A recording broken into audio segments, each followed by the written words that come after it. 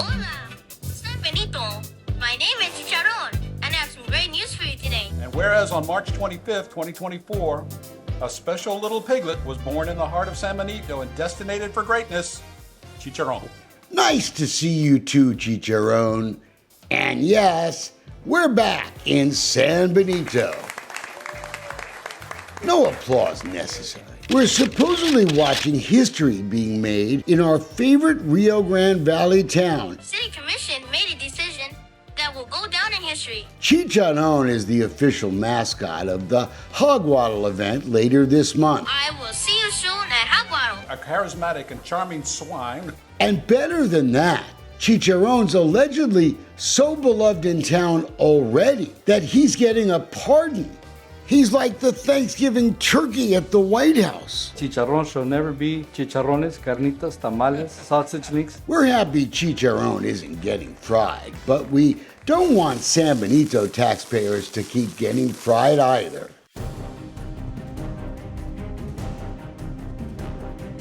This is the Hog Waddle concert and event. Last year, the city lost $115,000 on a two-day Hog Waddle festival.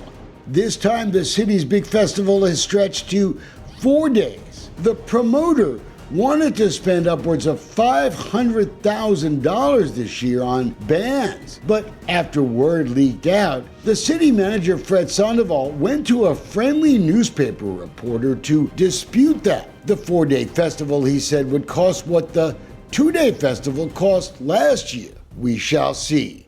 But Chicharron wasn't the real reason we were watching San Benito city officials back in action. So this item... I am very afraid of possums, but... Possums are ugly, I'm with you. No, that's not the reason we're watching either. San Benito city commissioners are about to prove once again that they want to keep their taxpayers in the dark. Because I love San Benito. We already know Freddie is in love with the town he refuses to move to. Just remember that. I love San Benito. I love San Benito, Mayor. Don't forget that. Would y'all like a taco? But love is all over the place at City Hall. I love my job. I love doing what I do. So when you all say that we're not doing enough, what the heck are you looking at? Hello everyone, my name is Chicharron. Maybe it's the failure of the elected politicians there to explain the relationship between Sandoval and the companies hired to book and promote the festivals.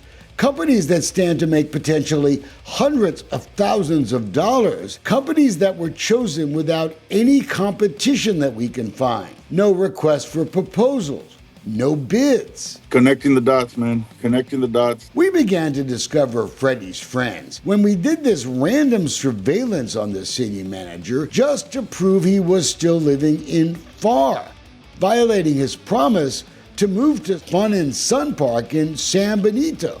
I will be bringing an RV here to live. We watched Sandoval, his top city aide, and 2 other guys chug beer for 3 hours at the Twin Peaks in McAllen. Through a license plate check, we learned that one of the guys was Rogelio Roy Garcia, a former City of Pharr employee while Sandoval was city manager there.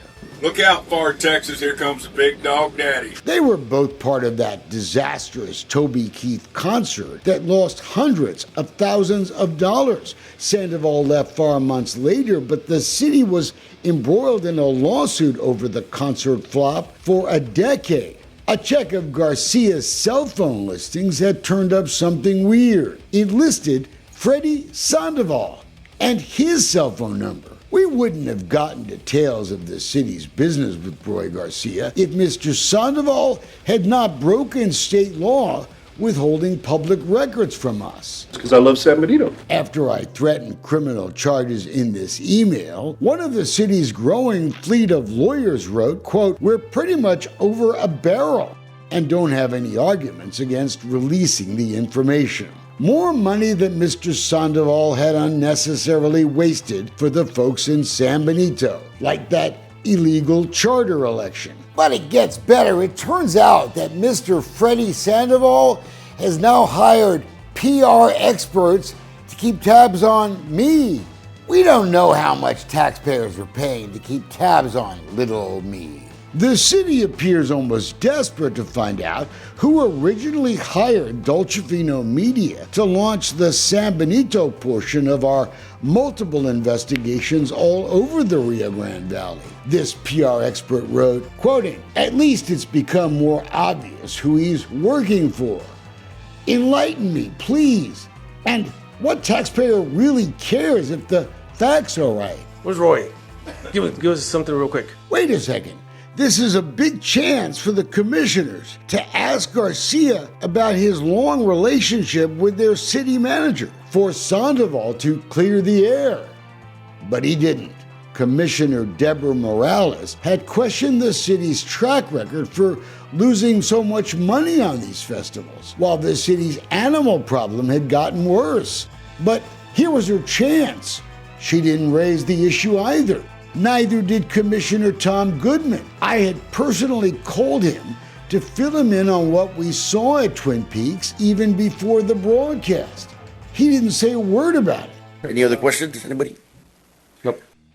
Moments later, commissioners voted to give another of Garcia's companies a contract for demolition work at the fairground site, Carpe Knox Industries, a company that was created just 5 months ago with another Garcia, Raul Garcia, also involved in that Toby Keith debacle a decade ago in pharr, and now involved in the hog waddle. Look out, pharr, Texas. Roy Garcia's Carpe Knox Entertainment had already been paid for a feasibility study of the concert venue. Kind of a conflict of interest now that he stands to financially benefit from the concert venue feasibility study that he was paid to do. That resulting feasibility study had told San Benito that they could make money on this deal, assuming, of course, tens of thousands of people would come to this unpopulated industrial area of the city to see live music. The feasibility study, it turned out, was just 5 pages long, including a cover sheet. Averaged $3,000 a page, because it was a $15,000 study. You know, what happened to requesting bids for these projects? We also had learned another company hired to get bands for the upcoming hog waddle was a company called Empowerment Endeavors, run by a guy named Geronimo Saldana. He was a special education teacher at pharr ISD. And look who Saldana worked with at Liberty Middle School in pharr, Roy Garcia. A Liberty staff group chat announced that Garcia had resigned from the district to pursue an opportunity for his family. Maybe it's that multi-million-dollar fairgrounds project. We had an early indication how that February commission meeting would go, though. Behind the mayor and Commissioner Goodman, look, there's a giant sign with a picture of Fred Sandoval on it, his head on a stick. Julian Rios didn't make that one, but his printing shop on 77 does make a lot of them for children. That's just what they're called. They're called fatheads. And if we were to go out and say, hey, look at Sandoval's fathead, the city would probably make a post and say, you know, Mr. Sandoval doesn't have a fat head. After the meeting, the commissioners posed for pictures with those signs, signaling their allegiance to their guy. Even though he had promised to move to the city as required 10 months ago and never did. I will be bringing an RV here to live. That was silly enough. But the following day, San Benito used its Facebook page to show that city employees were all in too, in fact, pledging their allegiance to Freddie. Most are smiling. What choice would they have? Wonder what would happen if one of those employees had said, I don't want to hold up a sign of Freddie Sandoval. Or if they said, I live here, why doesn't he? That was ridiculous. We posted the picture on our Facebook page. What are they smoking in San Benito, we asked. We soon learned a ton of San Benito's frustrated residents shared Julian's critique. The comments came pouring in. Oh gosh, I hope taxpayer money didn't pay for those fathead signs. Narcissism on full display. It's repulsive to say the least, this one wrote. These people are clueless. Is that Putin they're holding? Fix the streets, you idiots. They have to post giving themselves a pat on the back to feel better about themselves. Quoting, why not invest that in a new sewer system and fixing streets instead of lining the city manager's friends' pockets? When the time says that people say no more, I'm okay with it. I'll retire. My second time, I'll retire again. It's fine with me. It doesn't bother me. I got an idea. Mayor, call for an early election and let's see if folks really want you to stay or go. Hundreds of people who voted in Guerra's first election have already signed petitions to force him out, but not enough to trigger a recall. Lots of residents told petition collectors last fall that they were simply afraid to sign a document that would be public record for fear of retaliation. We vote in secrecy.